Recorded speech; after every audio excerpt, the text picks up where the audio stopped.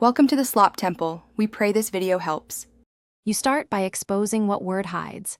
Turn on Show /hide to reveal paragraph marks, page, and section breaks. Once done, open the navigation pane so you can visually locate the extra page fast. Make sure to save a backup copy first. This protects you if you remove the wrong content. Now scan the blank page for paragraph marks, manual page breaks, or section breaks.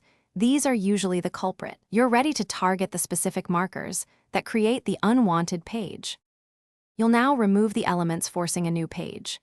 Select any manual page break and press delete.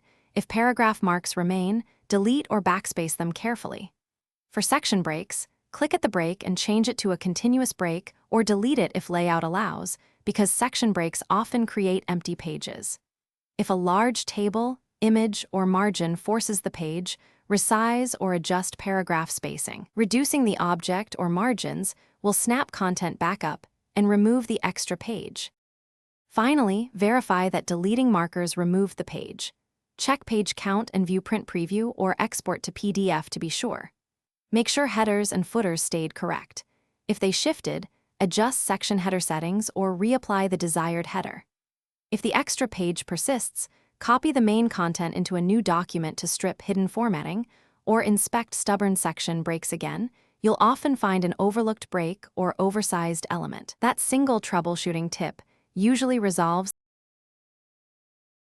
Thanks for watching. Consider subscribing if we helped you.